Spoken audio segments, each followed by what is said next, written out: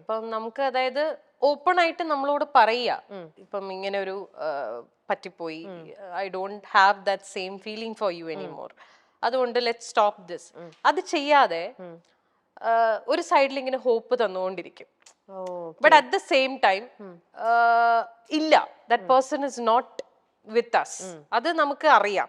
അതായത് വേർഡ്സ് വേറെയാ പറയണത്, ആക്ഷൻസ് വേറെയാണ്. അതായത് 24/7 നമ്മുടെ കൂടെ ഉണ്ടായിരുന്ന ഒരാള് ഓൾ ഓഫ് എ സഡൻ നമ്മുടെ കൂടെ ഫിസിക്കലി ഇല്ല.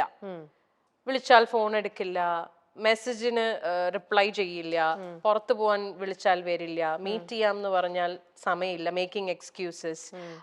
അങ്ങനത്തെ ഒരു ലിറ്ററലി നമ്മളെ അവോയ്ഡ് ചെയ്യണം. അതാണ് ആക്ഷൻസ്. പക്ഷെ വേർഡ്സിൽ അതല്ല വരുന്നത്. എന്താ സംഭവിച്ചതെന്ന് വെച്ചാൽ nothing, I am just busy with my work.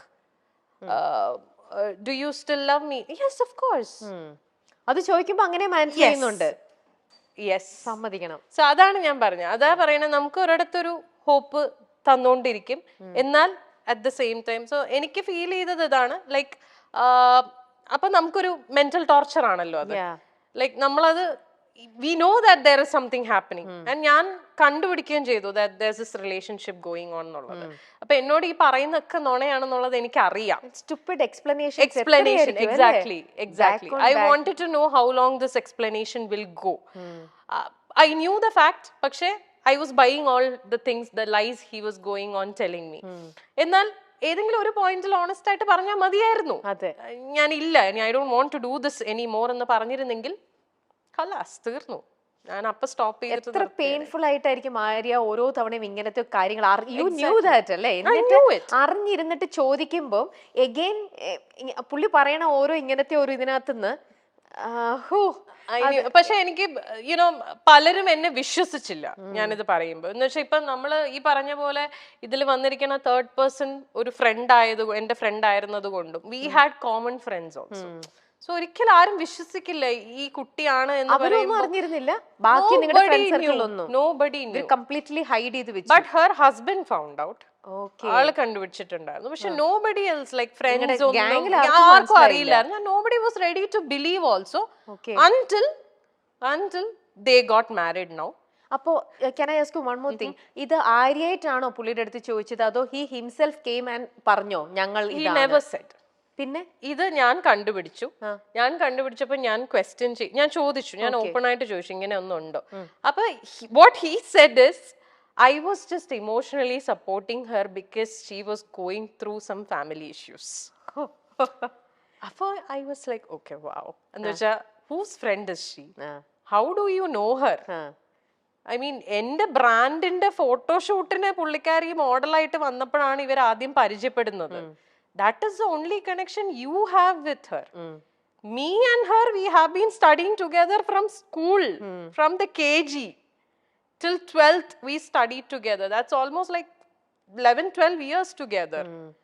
And എൻ്റെ അടുത്ത് പറയാൻ പറ്റാത്ത എന്ത് കാര്യം, എന്ത് family issues are you guys discussing with each other when I was in the show? So it was very evident. പക്ഷേ he was not ready to accept it. ബഡായ് ബംഗ്ലാവ് എന്ന പരിപാടിയിലൂടെ എല്ലാവർക്കും പ്രിയങ്കരിയായി മാറിയ താരമാണ് ആര്യ. ബഡായ് ആര്യ എന്ന് തന്നെയാണ് സോഷ്യൽ മീഡിയയിലെ താരത്തിന്റെ പേര്. ബഡായ് ബംഗ്ലാവിലൂടെ വന്ന് ശ്രദ്ധിക്കപ്പെട്ട് പിന്നെ നിരവധി സിനിമകൾ ചെയ്തു, സീരിയലുകൾ ചെയ്തു. അങ്ങനെ നിരവധി പ്ലാറ്റ്ഫോമുകളിലൂടെ മുന്നോട്ട് വന്ന ആര്യ സോഷ്യൽ മീഡിയയിലും സജീവമാണ്. ബിഗ് ബോസിലെത്തിയ ആര്യയ്ക്ക് നിരവധി വിമർശനങ്ങളും വിവാദങ്ങളും ഒക്കെ ഉണ്ടായി. ആര്യ ഭയങ്കര സാധനമാണ്, വിഷമാണ് തുടങ്ങി നിരവധി കാര്യങ്ങൾ ഉണ്ടായി. ബിഗ് ബോസിൽ വെച്ച് തനിക്കൊരു റിലേഷൻഷിപ്പ് ഉണ്ട്. ആര്യ ഓൾറെഡി ഡിവോഴ്സ്ഡ് ആണ്, ഒരു മകളുണ്ട്.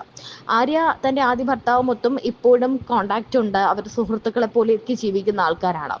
പിന്നീട് ഡിവോഴ്സിന് ശേഷം മറ്റൊരു ജീവിതത്തെക്കുറിച്ച് ചിന്തിച്ച ആര്യ ഒരു പ്രണയബന്ധത്തിലാവുകയും വർഷങ്ങളായി ആ പ്രണയം മുന്നോട്ട് പോവുകയും ചെയ്തിരുന്നു. എന്നാൽ ബിഗ് ബോസിൽ പോയി തിരിച്ചെത്തിയ ആര്യയ്ക്ക് പ്രണയം നഷ്ടപ്പെട്ടു.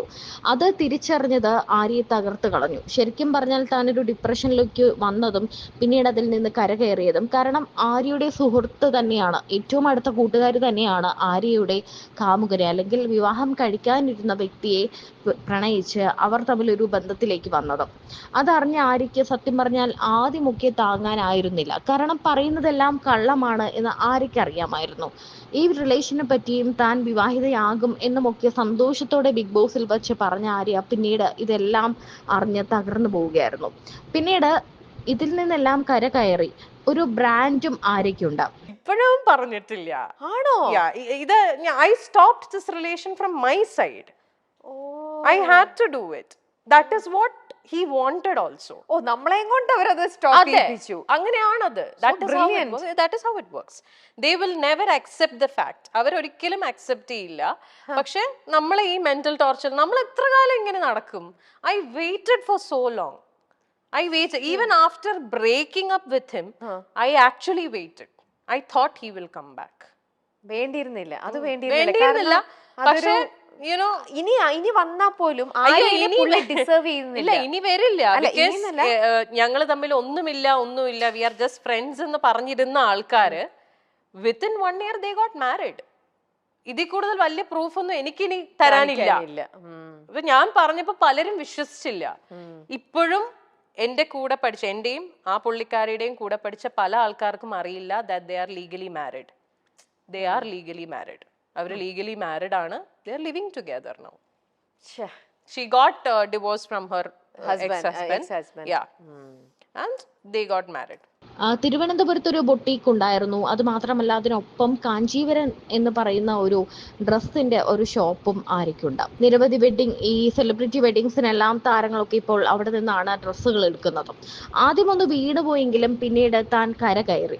റിലേഷൻഷിപ്പിനെ പറ്റിയും ഒരു ബന്ധം അല്ലെങ്കിൽ ഒരാൾ നമ്മളെ എങ്ങനെയായിരിക്കും ഒഴിവാക്കുന്നത്, നമ്മൾ പോലും അറിയാതെ നമ്മൾ അവോയ്ഡ് ചെയ്യുന്നതും നമ്മൾ അവസാനം സ്വയം ആ റിലേഷൻഷിപ്പ് നമ്മൾ അവസാനിപ്പിക്കേണ്ടി വരുന്നതും എങ്ങനെയാണ് എന്ന് ആര്യ തന്നെ തുറന്നു പറയുകയാണ്.